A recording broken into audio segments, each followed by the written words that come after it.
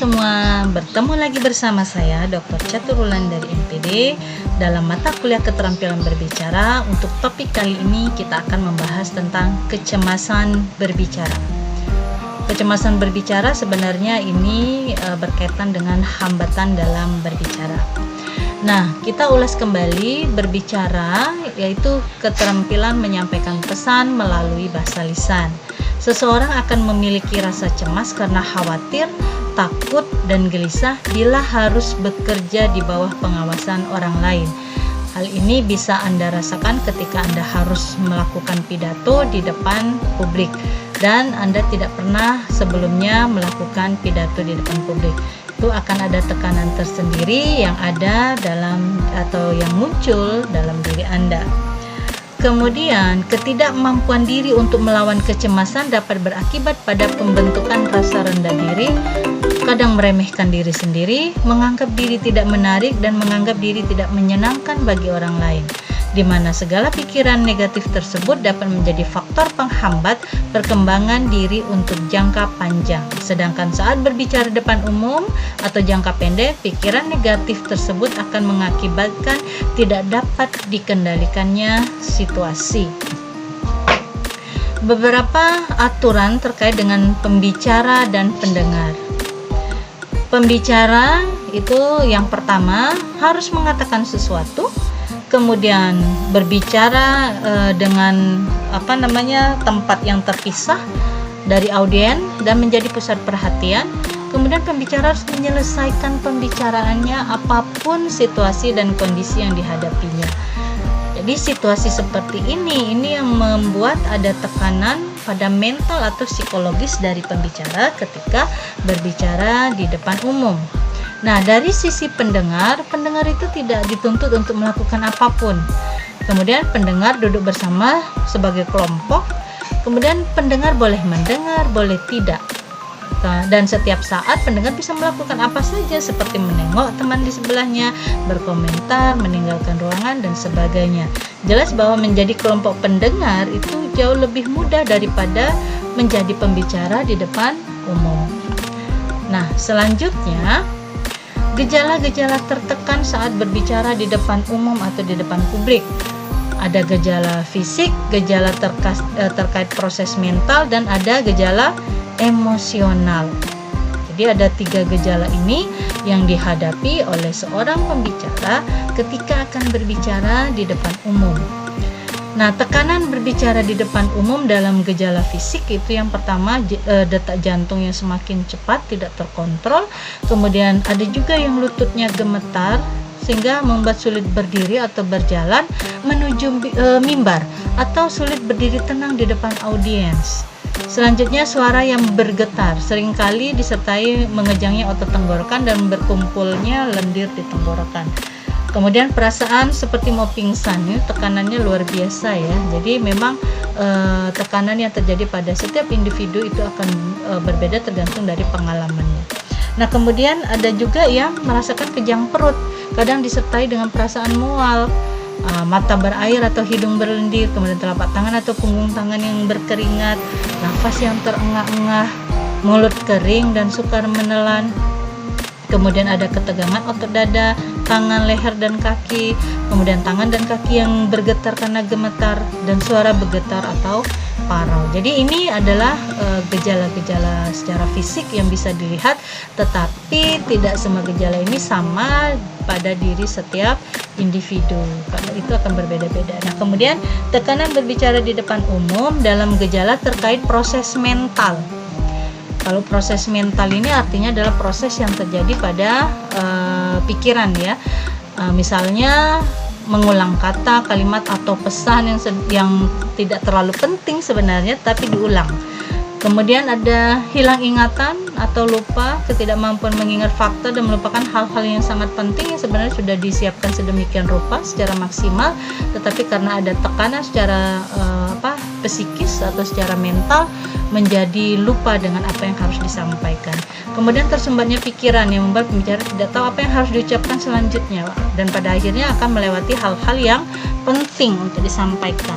Kemudian ada juga yang berusaha untuk berbicara dengan cepat dan tidak jelas agar ia bisa menyelesaikan proses berbicaranya, dan tidak sanggup mendengar atau konsentrasi. Nah, ini parah ya ini ya. Jadi memang ini harus diatasi, harus diatasi tekanan ini agar bisa tampil percaya diri. Nah, kemudian tekanan berbicara depan umum dalam gejala emosional. Ini yang pertama, rasa takut yang bahkan bisa muncul sebelum tampil karena melihat siapa audiensnya. Bisa jadi ketika Anda harus tampil presentasi dalam ujian ya, atau dalam lomba, itu tekanannya akan besar karena Anda dinilai. Jadi ada emosi yang bermain di sana. Kemudian tiba-tiba muncul rasa tidak mampu, bahwa saya tidak bisa tampil karena berbagai alasan. Kemudian rasa kehilangan kendali, tidak bisa mengendalikan gerakan tubuh yang gemetar, tidak bisa mengendalikan suara yang parau, tidak bisa mengendalikan tenggorokan yang kering misalnya. Dan akhirnya rasa tidak berdaya. Nah, kalau sudah muncul rasa tidak berdaya, ini akan sulit bagi seorang pembicara untuk menyampaikan materi di depan umum. Kemudian ada juga rasa malu. Rasa malu ini terkait dengan siapa audiensnya. Mungkin ada orang yang dianggap lebih pintar oleh pembicara, sehingga ketika dia akan menyampaikan materinya, dia merasa, wah, nanti ini kalau misalnya ada yang kurang dari materi saya, itu saya bisa dikritik. Jadi ada malu karena merasa itu tadi ya, tidak mampu. Panik juga sama. Kalau misalnya ada orang yang kemampuannya dianggap lebih tinggi oleh pembicara, sehingga dia merasa cemas kalau misalnya apa yang disampaikannya itu tidak sesuai dengan keinginan audiens. Dan merasa dipermalukan saat presentasi berakhir. Nah, ini biasanya muncul dalam sugesti ya, pikiran-pikiran dari pembicara melihat seperti apa respon yang ditunjukkan oleh audiens kepada pembicara pada saat pembicaraan berakhir. Nah, selanjutnya, kecemasan berbicara merupakan gejala alamiah terhadap ancaman perilaku, dan ini disebut sindrom mekanisme penyesuaian menurut Rahmat dalam Tarigan 1997 halaman 81.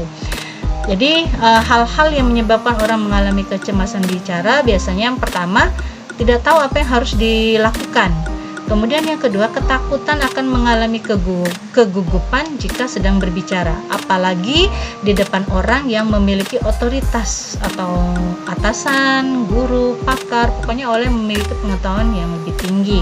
Kemudian tahu bahwa dirinya akan dinilai. Nah, kalau karena tahu dirinya akan dinilai, maka dia harus tampil maksimal. Tapi karena kondisi yang tidak stabil, gugup dan sebagainya, akhirnya menjadi gangguan atau tekanan yang menjadi penghambat dalam melakukan kegiatan berbicara. Kemudian karena belum terbiasa. Dan selanjutnya, tuntutan yang berlebih dari dalam diri untuk berbuat yang terbaik. Nah, ini karena kita sudah membuat target tinggi, maka ketika ada sesuatu yang menghambat, itu kita menjadi tidak nyaman dan muncul berbagai reaksi dari tubuh secara alami ya, tidak bisa kita kontrol. Dan yang paling fatal adalah belum menguasai materi yang akan disampaikan. Nah, ini kalau misalnya materi tidak bisa belum dikuasai, akan terjadi banyak sekali kesalahan yang akan dilakukan oleh pembicara. Jadi memang kecemasan berbicara ini hal yang sangat wajar, alamiah, yang akan dialami oleh siapapun ketika dia harus melakukan aktivitas berbicara, terutama apabila dia tidak pernah melakukan aktivitas ini sebelumnya. Kemudian ada beberapa tips mengelola kecemasan. Yang pertama, anggap kecemasan adalah hal yang normal dan wajar. Setiap orang dari level pendidikan manapun, berpengalaman atau tidak dalam hal tampil di depan publik, itu punya kecenderungan untuk mengalami kecemasan atau demam panggung. Bedanya adalah kalau orang yang berpengalaman, demam panggungnya itu hanya sebentar, kemudian dia akan sudah bisa menguasai kecemasannya. Nah, kalau bagi pemula itu akan bisa jadi dari awal sampai akhir itu kecemasan itu akan ada, dan ketika selesai baru kecemasannya mereda. Jadi fenomena ini itu adalah fenomena yang wajar. Selanjutnya, atur nafas pola 1-4-2.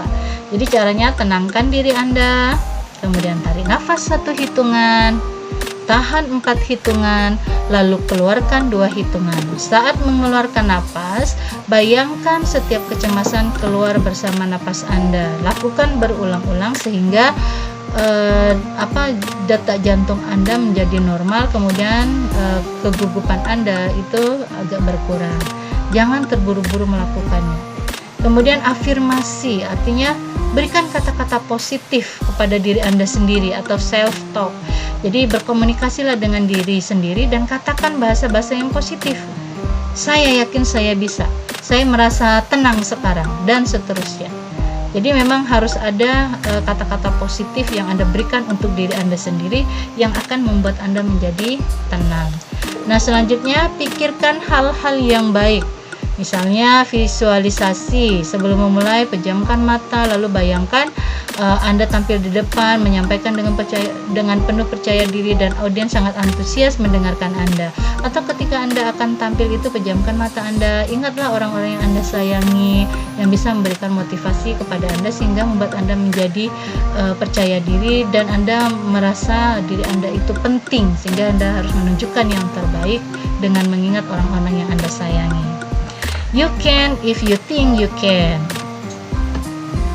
Selanjutnya ada cara yang lain dalam mengatasi kecemasan berbicara. Ini menurut Rahmat dan Tarigan ada 2 cara, yaitu metode jangka panjang dengan cara melatih olah vokal dan gerak tubuh. Jadi ini dengan berlatih. Kemudian meningkatkan pengetahuan mengenai persiapan, penyusunan dan penyampaian materi dan berlatih. Jadi kuncinya untuk metode jangka panjang adalah banyak berlatih. Selanjutnya ada metode jangka pendek. Metode jangka pendek ini yang harus dilakukan adalah pertama-tama hadapilah gejalanya. Jadi kalau misalnya orang gugup itu detak jantung yang cepat, kemudian tangan yang berkeringat, kemudian gerakan yang gugup, itu adalah sesuatu yang wajar. Jadi hadapi gejalanya, anggap itu sesuatu yang wajar. Kemudian gunakan teknik-teknik relaksasi untuk mengendurkan otot seperti menggerak-gerakkan tangan dan kaki yang dianggap kaku atau gemetar sehingga mengurangi getaran pada tangan dan kaki. Kemudian bila nafas terasa susah, ingin terjadi karena Anda kurang menarik nafas, atau kalau misalnya air bisa lupa bertarik, biasanya kalau orang yang di bawah tekanan seperti itu ada sesuatu yang tidak begitu itu terjadi. Kemudian tarik nafas paling dalam.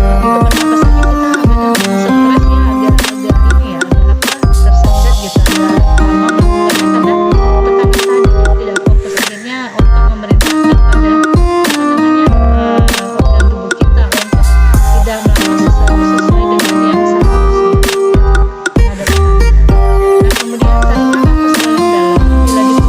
ambil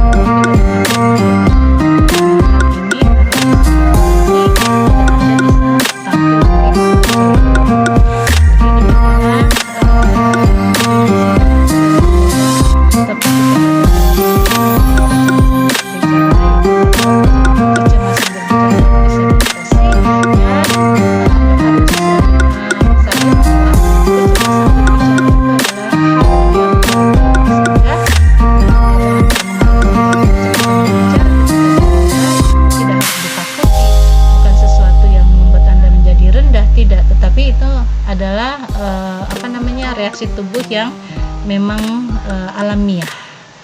Oke, sekian untuk materi pada hari ini. Semoga bermanfaat dan kita akan berjumpa pada topik selanjutnya. Wassalamualaikum warahmatullahi wabarakatuh.